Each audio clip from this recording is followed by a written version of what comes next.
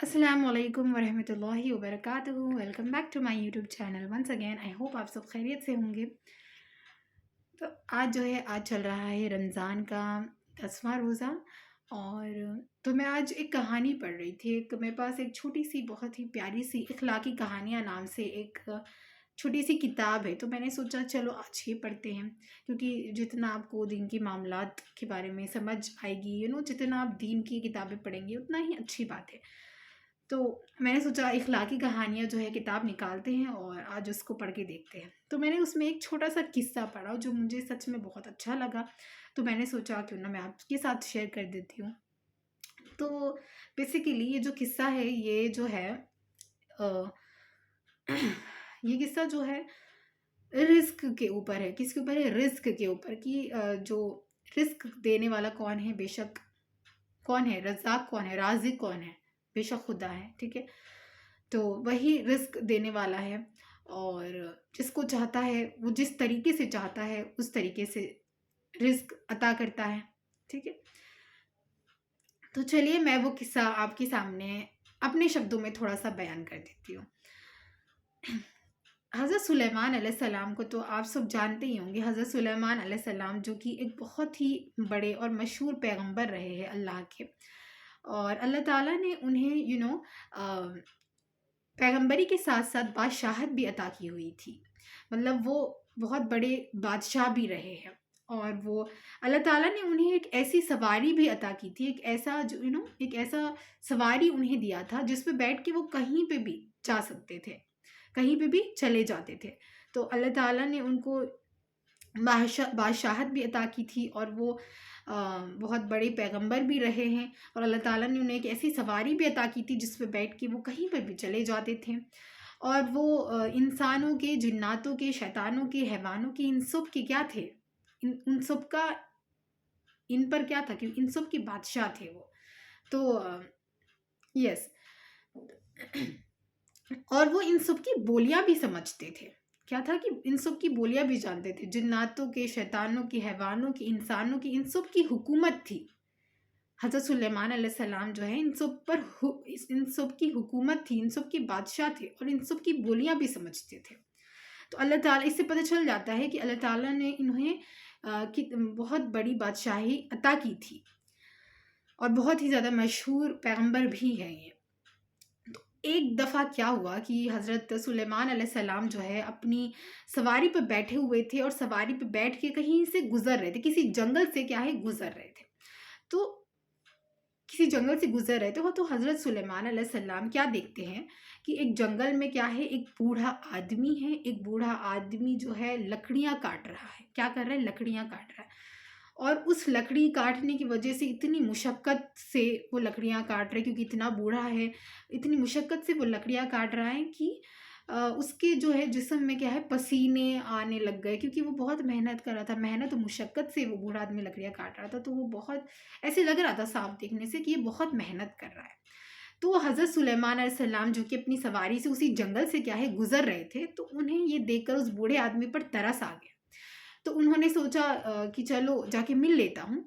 तो हज़रत सुलेमान अलैहिस्सलाम क्या है, उस बूढ़े आदमी के पास गए, उनसे पूछा आपका नाम क्या है? तो उस बूढ़े आदमी ने अपना नाम क्या बताया? उन्होंने बताया कि मेरा नाम सुलेमान है।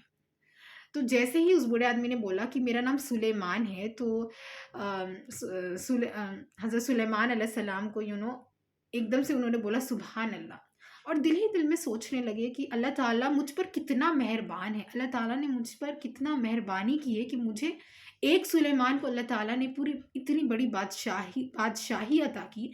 और वहीं दूसरा सुलेमान बेचारा इतना बूढ़ा होकर भी मेहनत और मुशक्क़त से लकड़ियाँ काट के पेट पाल रहा है। तो फिर उन्होंने अल्लाह ताला का खूब दिल ही दिल में शुक्रगुज़ारी की, शुक्र अदा किया अल्लाह ताला का, हज़रत सुलेमान अलैहिस्सलाम ने। फिर उसके बाद उन्होंने सोचा, हज़रत सुलेमान अलैहिस्सलाम ने सोचा कि क्यों ना मैं इनका नाम भी सुलेमान है, मेरा नाम भी सुलेमान है, क्यों ना मैं इनकी थोड़ी मदद कर दूँ। मुझे इन पर तरस भी आ रहा है, क्यों ना मैं इनकी थोड़ी मदद कर दूँ। तो उन्होंने, हज़रत सुलेमान अलैहिस्सलाम ने सोचा कि मैं इनकी मदद कर देता हूँ चलो, ताकि ये अपनी आगे की जो ज़िंदगी है इतनी मेहनत मुशक्क़त में ना गुज़ारे, बल्कि आराम से घर बैठ के आराम से अपना खाए पिए। तो फिर हज़रत सुलेमान अलैहिस्सलाम ने जो है, जो उनका ताज जो था, उस ताज में से जो है एक हीरा निकाला और उस हीरे को उस बूढ़े सुलेमान के हाथ में दे दिया। और बूढ़ा सुलेमान बड़ी खुशी से उन्होंने क्या किया कि उस हीरे को ले लिया। और हीरा लेने के बाद वो बहुत खुश हो गए, वो जो बूढ़े आदमी थे वो बहुत ज़्यादा खुश हो गए।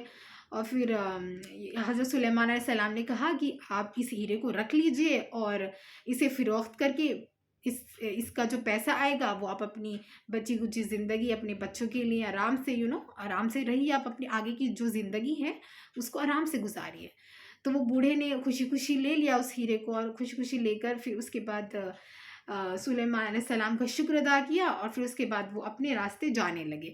हीरा लेके फिर उन्होंने क्या किया कि शहर की तरफ रवाना हो गए। अपनी जो लकड़ियाँ थी, वो जो उनके जो भी सामान थे, वो सामान और लकड़ियाँ जो है वहीं जंगल में छोड़कर, तो वो बूढ़ा आदमी सीधा शहर की तरफ निकल गए, ताकि वो उस हीरे को बेच के वहाँ की अच्छी खासी रकम हासिल कर ले और अपनी पूरी ज़िंदगी आराम से, यही सोच रहे थे वो, ये चीज़ें जो हैं सोच रहे थे कि अल्लाह ताला ने इस वो बार-बार हीरे को जो है उन्होंने अपनी मुट्ठी में पकड़ रखा था, और मुट्ठी पकड़ते और बार-बार खोलते, अपना हाथ खोलते फिर बंद करते, उस हीरे को देखते फिर बंद करते। तो ऐसे ही वो सोच रहे थे कि अल्लाह ताला ने इतनी छोटी-सी इस हीरे में अल्लाह ताला को ने इतना चमक-दमक अता की है इस हीरे को, और इतना इतना कीमती बनाया है इस चीज़ को कि बस इस एक चीज़ से मैं अपनी पूरी ज़िंदगी आराम से गुज़ार सकता हूँ। अपनी पूरी ज़िंदगी, अपने बच्चों की पूरी ज़िंदगी हमारी बगैर किसी मेहनत के हम आराम से गुज़ार सकते हैं। तो ये चीज़ वो सोचते हुए शहर की तरफ जा रहे थे।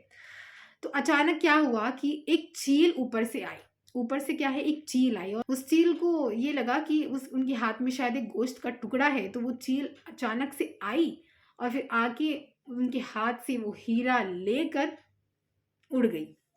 वो बूढ़ा आदमी बेचारा कुछ ना कर सका। वो बूढ़ा आदमी बस 1 सेकंड में वो चील आई और उस हीरे को लेकर क्या है, रवाना हो गई, उड़ गई। और वो बूढ़ा बेचारा, बहुत अफ़सोस हुआ उस बूढ़े को, कि सोच रहे थे कि काश मैं मुट्ठी बार-बार ऐसे खोलता, बंद नहीं करता, बस बंद करके ही रखता। तो उन्हें उन्हें बहुत अफ़सोस हुआ। अब उन्होंने सोचा कि शहर जाने की क्या ज़रूरत है, अब शहर जाके क्या फ़िरौख्त करेंगे, तो वापस अपना रुख बदल लिया और जंगल की तरफ जाने लगे। और जंगल की तरफ जाने लगे और जंगल में जाके वापस अपनी लकड़ियाँ काटने के बारे में सोचने लगे कि अब वापस जाता हूँ, वापस जाके उन लकड़ियों को ही काटूंगा। तो जैसे ही वो जंगल की तरफ गए, वहाँ पे देखा तो लकड़ियाँ भी नहीं थी। वहाँ पे ना लकड़ियाँ थी, ना उनका सामान था, वो भी चोरी हो गया था। तो उन्हें बहुत अफ़सोस हुआ वहाँ पे भी, और फिर उन्होंने सोचा कि अब घर जाके क्या करूँगा, घर जाके कैसे मैं पैसे दूँगा। तो उन्होंने सोचा, उस बूढ़े आदमी ने सोचा कि आज रात में यहीं गुज़ार लेता हूँ और फिर कल सुबह दोबारा लकड़ियाँ काटना शुरू कर दूँगा और फिर उसे बेच के पैसे लेकर फिर घर जाऊँगा। तो इसी तरीके से उन्होंने सोचा और फिर वो सो गए। फिर अगला दिन हो गया, अगला दिन फिर उन्होंने दोबारा सोचा, जैसे सोचा था वैसे ही उन्होंने लकड़ियाँ काटना भी शुरू कर दी और फिर वो लकड़ियाँ काटना शुरू कर दिया। तो उस दिन क्या, वो हज़रत सुलेमान अलैहिस्सलाम की जो सवारी थी वो वहीं से गुज़र रही थी। तो हज़रत सुलेमान अलैहिस्सलाम ने फिर से उस बूढ़े आदमी को लकड़ियाँ काटते हुए देखा। तो इस बार सुलेमान अलैहिस्सलाम ने सोचा, यार ये बूढ़ा तो बड़ा ही लालची है, मतलब कल मैंने इनको इतना बड़ा हीरा दिया था वो भी इनको कम हो गया, पता है। फिर उन्होंने सोचा कोई बात नहीं, एक बार जाके मैं पूछ लेता हूँ कि आखिर क्या मांझरा है, क्या मसला है। तो फिर हज़रत सुलेमान सल्लम वापस उन बूढ़े आदमी के पास गए, तो उन्होंने अपना सारा किस्सा सुनाया, किस तरीके से चील आई और उस हीरे को लेके चली गई। तो फिर हज़रत सुलेमान सलाम को ये सुनने के बाद उन पर फिर से अफ़सोस हुआ। उन्होंने फिर से उन पर तरस किया और फिर बोला कि कोई बात नहीं, मेरे पास एक और हीरा है। तो उसके बाद उन्होंने अपने जो ताज से एक और हीरा निकाला और उस बूढ़े आदमी को दिया। और इस बार हज़रत सुलेमान अलैहिस्सलाम ने कहा कि इस हीरे को जो है ध्यान से रखना, ठीक है? और ध्यान से टाइट से, इस बार मुट्ठी जो है टाइट से बांध लेना, टाइट से पकड़ लेना। तो फिर इस बार जो है, क्योंकि पिछले पिछले बार ऐसा हो चुका था बूढ़े के साथ, तो उन्होंने इस बार जो है मुट्ठी को क्या किया, टाइट से पकड़ लिया। तो इस बार मैं मुट्ठी टाइट से बांध के रखूँगा और हीरे को कहीं नहीं जाने दूँगा, हीरा अपने पास रखूँगा, ये सोचा उस बूढ़े आदमी ने। फिर वो बूढ़ा आदमी घर की तरफ रवाना होने लगे। उन्होंने सोचा कि इस बार पहले मैं हीरे को अपने बच्चों को भी दिखाऊँगा। फिर उनके जब वो घर की तरफ जाने लगे, तो उनकी घर का और जंगल के बीच में एक दरिया पड़ता है, एक नदी पड़ती है, जिस पर बैठकर जिस जिस कश्ती पर बैठकर उस दरिया को पार करना होता है। तो फिर उन्होंने ऐसे ही क्या कश्ती पर बैठे, तो उस दिन इत्तेफाकन से क्या था कि नदी में उस नदी में क्या था कि पानी बहुत ज़्यादा था। क्या था? पानी बहुत ज़्यादा था। तो फिर क्या हुआ कि पानी इतना ज़्यादा था कि जैसे ही कश्ती पे वो बैठे हैं और फिर थोड़ी ही दूर गए थे कि वहाँ एक अचानक से एक लहर आई, हल्की सी लहर आई, और हल्की सी लहर आई जिससे वो कश्ती हिलने लग गई, और सहारा नहीं ले पा रही थी, वो थोड़ा इधर-उधर हिल रही थी, डूब रही थी। तो इस चक्कर में उन बूढ़े आदमी के हाथ से वो हीरा निकल के पानी में बह गया। तो फिर उन्हें बहुत अफ़सोस हुआ वापस से, और वापस उन्होंने सोचा अब हीरा वापस चला गया, अब मैं क्या करूँ वापस घर जाके। तो उन्होंने वापस जंगल की तरफ रुख कर लिया, और फिर जंगल की तरफ जाके वो फिर दोबारा लकड़ियाँ काटना शुरू कर दिया उन्होंने। ठीक है? तो फिर हज़रत सुलेमान अलैहिस्सलाम ने वापस ये चीज़ देखी कि यार अभी तो मैंने इनको हीरा दिया था, अब ये दोबारा से लकड़ियाँ काट रहे हैं वापस जंगल में बैठ के। तो दोबारा से हज़रत सुलेमान अलैहिस्सलाम उनके पास आए और बूढ़े आदमी से पूछा कि आप क्या कर रहे हैं? आपको मैंने हीरा दिया था। तो फिर उन्होंने वापस अपना किस्सा सुनाया, ऐसा-ऐसा हुआ करके। तो इस बार फिर से हज़रत सुलेमान अलैहिस्सलाम को उन पर तरस आया। फिर उसके बाद उन्होंने क्या किया, उन्होंने अपने ताज में से इस बार बहुत ही ज़्यादा कीमती, इस बार पहले जो 2 से भी बड़ा वाला हीरा उन्होंने निकाला, और काफ़ी कीमती हीरा इस बार उन्होंने उस बूढ़े आदमी को दिया, और बोला कि आप इस हीरे को ऐसी जगह रखिए जहाँ से ये हीरा ना निकल सके, ऐसी जगह आप रखिए इसको। तो फिर उस बूढ़े आदमी ने कहा ठीक है, इस बार मैं इसे बहुत हिफाज़त से रखूँगा। और फिर उस बार बूढ़े ने क्या किया, जो उनकी पगड़ी है, उनकी पगड़ी में उसको हीरे को बाँध दिया अच्छे से अंदर, पगड़ी के अंदर। फिर उसके बाद वो जाने लगे, अपना रुख ले लिया उन्होंने, और हज़रत सुलेमान अलैहिस्सलाम भी वहाँ से जाने लगे। तो फिर उस बूढ़े आदमी जैसे ही वो जा रहे थे, जैसे जस्ट अभी निकले ही थे, वो जा रहे थे कि अचानक से सामने से एक घुड़सवार आदमी उनको नज़र आया कि घोड़े पे बैठ के कोई आ रहा था। जैसे उस घुड़सवार वाले इंसान को देखा, तो उन्होंने अपनी पगड़ी जो है थोड़ा टाइट से ऐसे करके पकड़ ली, थोड़ा ऐसे टाइट से पकड़ ली। तो फिर उस घुड़सवारी ने ये देख लिया कि यार ये पगड़ी ऐसे टाइट से क्यों पकड़ रहा है, मतलब ज़रूर इस पगड़ी में कुछ तो होगा, कुछ तो कोई कीमती चीज़ इस पगड़ी में होगी, ऐसे उस घुड़सवार के ज़हन में आया। तो उसने क्या किया, चुपके से बगैर उस बूढ़े को पता हुए आराम से आया, और फिर एकदम से उसकी पगड़ी ली और तेज़ रफ्तार से ओझल हो गया।